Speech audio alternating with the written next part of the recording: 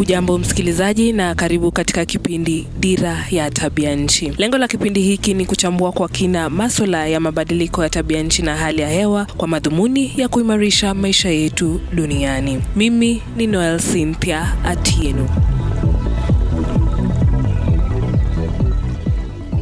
Katika kipindi chetu cha wiki iliyopita tuliangazia makala ya kwanza kuhusu kilimo endelevu katika maeneo kame, hususan katika kaunti ya Makueni. Tulibaini kuwa baadhi ya mimea inayostahimili ukame ni pamoja na nyasi aina ya nepia, mawele, mtama, pojo, mbaazi, miche ya miti, kunde na dengu. Kupitia mitandao yetu yote ya kijamii tuliwauliza, je, mafunzo kutoka maafisa wa nyanjani pamoja na maagizo kutoka idara ya utabiri wa hali ya hewa yamekusaidiaje katika kilimo? Baadhi yenu mlituma maoni yenu. Vincent Towet kutoka kaunti ya Bomet alisema kwa hakika ndio, nyasi ya nepia inamea vizuri kwa kufuata ushauri wao. Hata alituma picha ya kuthibitisha mafanikio yake. Ancent Kimonyi Mutua alisema mimi sijaona faida yoyote. Naye Kevin Muhebi alisema kwa kifupi hakuna kitu wanafanya. Kabla hatujazamia kwenye mada yetu ya leo, tembelea mitandao yetu yote ya kijamii @KBC Radio Taifa na utuambie, je,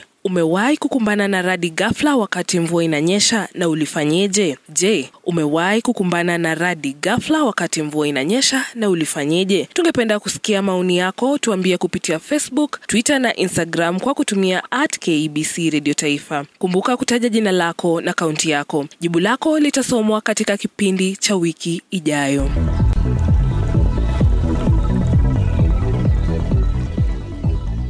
Kwa hivyo hiyo eka 5 inakupatia gunia 15. Awali ilikuwa inakupatia 3. Sasa imebadilisha mavuno, imebadilisha hata biashara ya chakula ambacho natoa kwa shamba. Inakuwa pesa mfukoni. Mahitaji ya familia inastiliwa na hiyo pesa unapata. Na wamama tunakuwa na pesa.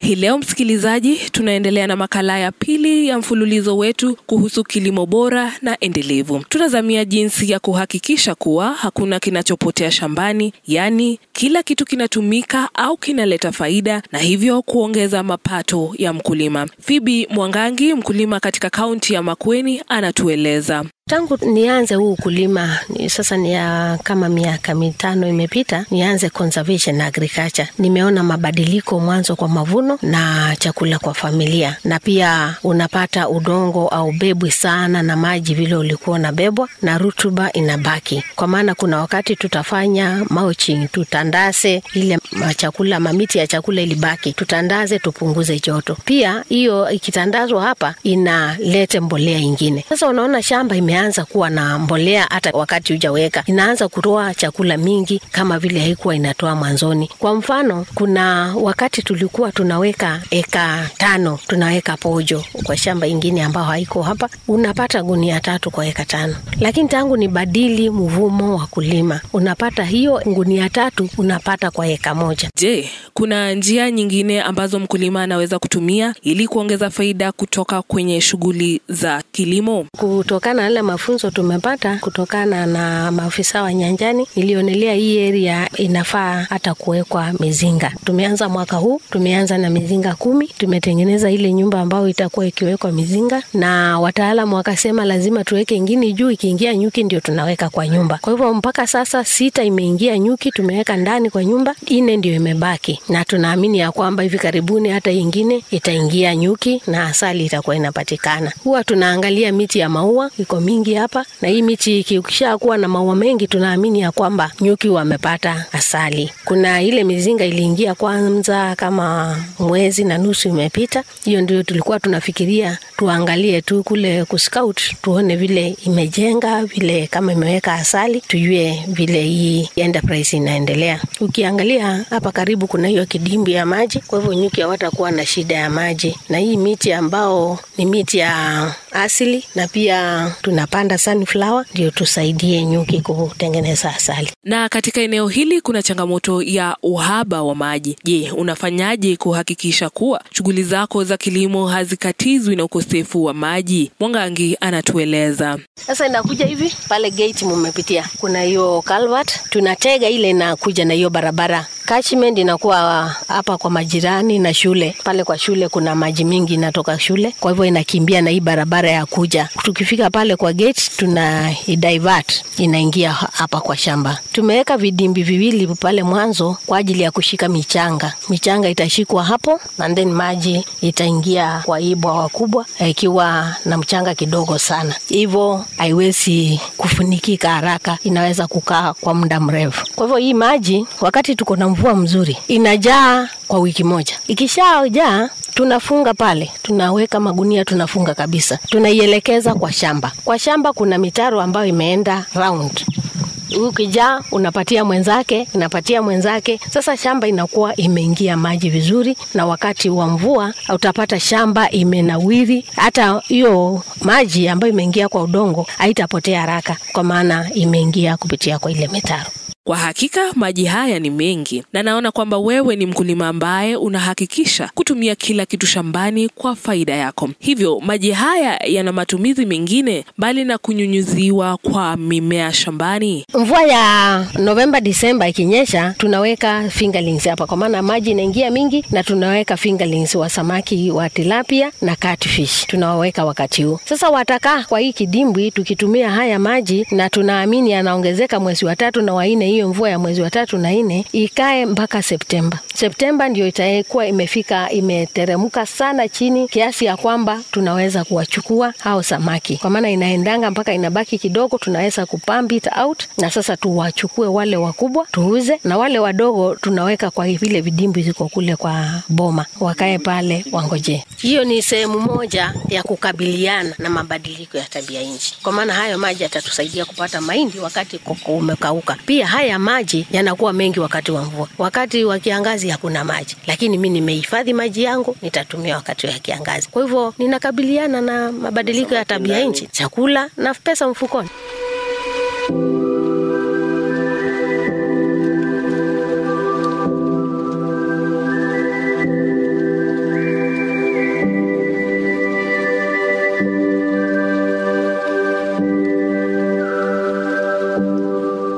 Unaendelea kusikiliza Dira ya Tabia Nchi, ambapo leo tunazamia jinsi ya kuhakikisha kuwa kila kitu shambani kinaleta faida na hivyo kuongeza mapato ya mkulima. Kumbuka baadhi ya mimea inayostahimili ukame ni pamoja na nyasi aina ya nepia, mawele, mtama, pojo, mbaazi, miche ya miti, kunde na dengu. Karibu tena, mimi ni Noel Cynthia Atieno. Na changamoto unazokabiliana nazo ni kama gani? Mwangangi anatueleza. Changamoto ziko nyingi sana. Hata tukiangalia huu mwaka tumekuwa na wakati mrefu wa joto na kumekauka, hata mbaazi nyingi zilikauka. Utapata kama tulikuwa tumepanda quarter neka ama half neka ya mbaazi, zingine zao zilikauka. Mtama haukufanya vizuri vile unafanyanga kwa sababu ya joto na kukauka kule. Kulikuwa mwezi wa 2 na wa 3 kulikuwa joto mingi na kumekauka. Pia hawa nyuki wangekuwa wameingia kitambo. Sababu ya ukame kukauka, tumepata wanakuja wachache, wanaingia wachache, wanaingia. Tunavumiliana na hali, ni tukua mvumilifu tu kwa sababu climate change iko pamoja nasi. Na Faith, mkulima katika kaunti hiyo, anapitia changamoto gani kama mkulima mwanarika? Kwa majina ni Faith Mlego from Makueni County, Makindi Ward, Kaisab location. Mimi ni mkulima mwanarika. Changamoto ni maji, na changamoto nyingine kubwa ni kukosa kufanya timely planting. Ukimess up kwa timely planting umemess up kwa kila kitu, na pia ukimess up kwa kuchagua zile mbegu ambazo zenye zinakubaliwa na watu kama kina Karo wamefanya uchunguzi, wamejua kwamba hii mbegu inafanya vizuri kwa hiyo land yenu, unapata umemess up kila kitu. Kwa hivyo naweza sema changamoto kubwa ni watu wamekosa zile mafunzo tu, kwa sababu ukifunzwa na implement unapata mapato. Msikilizaji wetu, kumbuka baadhi ya mimea inayostahimili ukame ni pamoja na nyasi aina ya nepia, mawele, mtama, pojo, mbaazi, miche ya miti, kunde na dengu. Na sasa katika safu yetu ya Je Wafahamu, tutaangazia jumbe za wakulima hawa shupavu kuhusu kilimo endelevu. Ukulima ni wa sisi zote. Ninawahimiza wamama waingie kwa ukulima. Najua wana changamoto ya umiliki wa shamba, lakini wakiongea vizuri na wavumilie, wanapata sehemu ambao wanaweza lima. Wengi wao ambao pengine wako bado kwa familia, mzee ndiye anaamuru vile kutalimwa, kutafanyika. Sasa hao wanahitaji kutembelea mafunzo kama hayale tunaonyesha hapa ya kilimo. Tumekuwa tukiwatia moyo wa mama, kila msimu wa upanzi na kulima 100 ambao watapewa mbegu na mafunzo, waende wakate sehemu kidogo wa practice. Sasa kama mama atakuja kwa mafunzo, aende aombe hiyo sehemu apande kwa zile mbinu tumeonyesha. Hata mzee ataona hii mbinu sinastahili na atamkubalia atashamba zaidi. Kwa hivyo ni kuwa tu resilient, ukue mvumilivu na uendelee kupasist. Itawezekana. Hii kwa watu ambao wameretire ni kazi mzuri sana, na pia kwa mama. Pesa mfukoni kwa familia inaendelea. Ni kupitia kwa hayo mafunzo yote yamenifanya kuwa mkulima wa leo, na mkulima mwenye naweza onekana niulizwe kwa nini nimeamua kilimo. Kwa hivyo kupitia kwa mafunzo na kuimplement, kwa sababu ukifunzwa unakosa kuimplement hakuna impact, lakini naweza sema ukifunzwa na implement unapata mavuno. Sasa wajua. Katika utabiri wa hali ya hewa tuungane naye mwanahabari wetu Francis Ngala. Kuanzia leo hadi Ijumaa, kaunti ya Nairobi inatarajiwa kushuhudia vipindi vya mvua. Hali ya joto mchana inatarajiwa kuwa kati ya nyuzi 24 na 26, huku usiku hali ya baridi ikifikia kati ya nyuzi 14 na 17. Katika maeneo ya Mathare, Kasarani, Ruaraka, Kamukunji, Madaraka, Embakasi, Westlands, Dagoretti, Kibera, Lang'ata na Starehe tunatarajia mvua nyepesi asubuhi ya siku ya Jumatano, huku kukiwa na hali ya mawingu ikifuatwa na vipindi vya jua asubuhi ya siku Alhamisi na Ijumaa. Mchana wa Jumatano, Alhamisi na Ijumaa tunatarajia vipindi vya jua. Usiku wa Jumatano tunatarajia hali ya mawingu, huku usiku wa Alhamisi na Ijumaa kukiwa na uwezekano wa rasharasha za mvua. Hakuna hali mbaya hewa inayotarajiwa, hivyo huna sababu ya kuwa na wasiwasi, ila hakikisha unajikinga na mvua kwa kubeba mwavuli au koti la mvua. Pia madereva wanashauriwa kuwa waangalifu barabarani, hasa wakati wa mvua ili kuepuka ajali. Kumbuka utabiri huu unapaswa kutumiwa pamoja na utabiri wa kila siku wa saa 24 unaotolewa na idara ya hali ya hewa humu nchini. Haya ni kwa mujibu wa idara ya utabiri wa hali ya hewa humu nchini. Mimi ni Francis Ngala.